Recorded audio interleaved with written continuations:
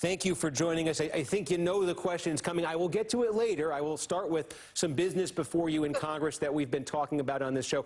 And the most immediate piece of business there in Congress is the looming expiration of this $600 a week unemployment insurance boost. The federal government has been providing that for several months. It is due to expire at the end of next week. It looks like the White House and Republicans are pretty much a world away from you and your fellow Democrats are right now. We had Jake Sherman, reporter on Capitol Hill, on earlier in the show. He was saying one possible outcome here is that there is a short-term extension agreed to this week for that $600 unemployment insurance boost while everything else is figured out. Is that something you'd be open to? Extend it short-term, the unemployment insurance, and try to work out the other issues over a longer period of time? Well, the main thing that I'm open to is that people should not have to suffer. So whatever it is going to take for us to get a final bill out of the Senate, we really have to ask the question, why has it taken the Senate 2 months? That bill has been sitting over there, passed out of the House for a very long time. And the idea that they would let people get to the brink of suffering where they run out of money and might face eviction is just shameful. So if we need to do something temporarily so that people don't have to go a week without any money, then fine. But it really is unconscionable because there's no reason for this. They had all of this time. They weren't even in session. They could have been working over there. What we're hearing from many Republicans, from the administration, Steve Mnuchin, the Treasury Secretary, saying this today, saying that $600 is too much, saying that for a lot of folks who are receiving that $600 on top of the state unemployment aid they get, that actually accounts for more money than they were getting before the coronavirus pandemic in their jobs, basically saying the principle needs to be no one should be paid more than they were getting in their jobs. Is that a principle you'd agree with? I just love the way millionaires and billionaires think that $600 a week is too much money. I mean, I'm sure there are examples of that and there are cases of that, but it doesn't take into consideration the different cost of living around the country. And so I just think that that is ridiculous. But it's not just the $600, it's also the unemployment insurance. So the theory is that we're giving people too much money, and that's why they're not going back to work. How about they're not going back to work because their jobs are not open, because their jobs are not safe? The idea that they would say we have to cut people's money in order to get them to work is just, I don't understand how some of these people sleep at night. While they are millionaires and billionaires. There are people out there watching this wondering what the future of their economic security is. What are the odds of Congress agreeing to a solution this week? I think the odds of us agreeing to a solution this week might be small, but I do know that the Senate is in session next week, so it's almost as though they have timed it to take it into the first week of August. Again, people suffering unnecessarily.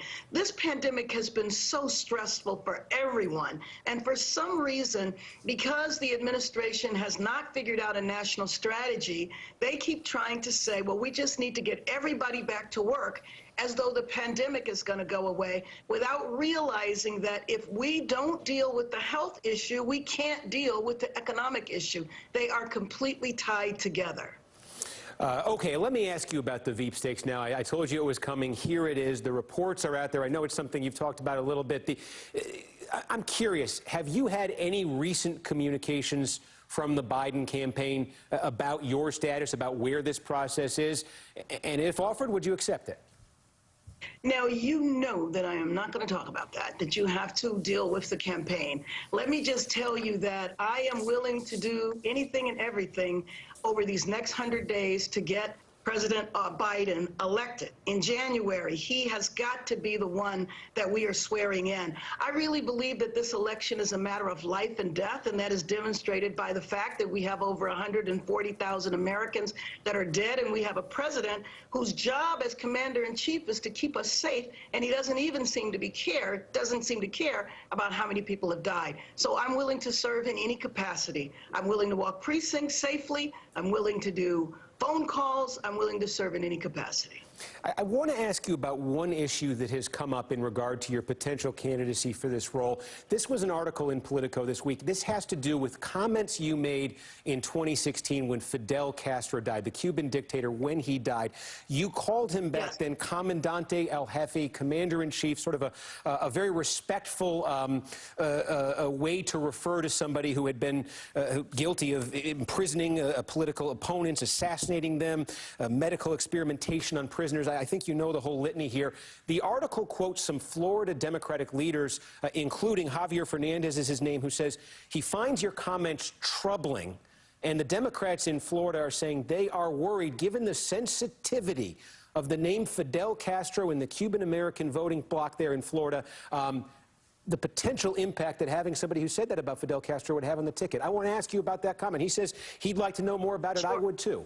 What was behind that comment? What did you mean by it? Well, first of all, I have talked to my colleagues in the House about that, and it's certainly something that I would not say again. I have always supported the Cuban people and the relationship that Barack Obama and Biden had in their administration in terms of opening up relations. I happen to believe that sometimes the best way to change a regime is through having relations versus not.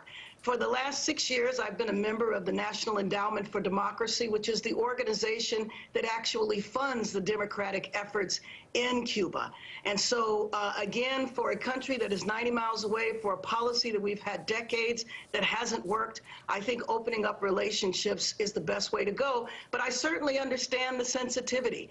And to me, saying that, the understanding that the translation in Spanish communicated something completely different. So, lesson learned. And I'm just curious because I'm remembering back in the Democratic primaries, toward the end, Bernie Sanders had made comments saying, you know, there were positive aspects to the Castro regime. How would you characterize the Castro regime and its legacy? Well, I think the Castro regime and its legacy is very troubling. Let me tell you that over the last few years, one of the things that I have done with Cuba is they have a medical school there where they have been training African-American and Latino-American students. And I have been recruiting those students when they graduate to come back and work in the inner city. And the reason is because they are down in medical school for free. They don't come back with student loans, and so they're prepared to work in the inner city. So the Latin American Medical School that has been training physicians, I have been working with for the last several years. But you know what? I mean, we could talk all evening. I could tell you about a number of regimes that I think are very troubling in a variety of different ways. You know, I serve on foreign affairs. I chair the Africa subcommittee, and there are lots of African nations that I focus on that have very troubling governments. But again, we have relations with them. And I believe that the best way to improve the situation is through communication and relationships. All right, Congresswoman Karen Bass, the chair of the Congressional Black Caucus. Thank you for taking a few minutes. Appreciate the time.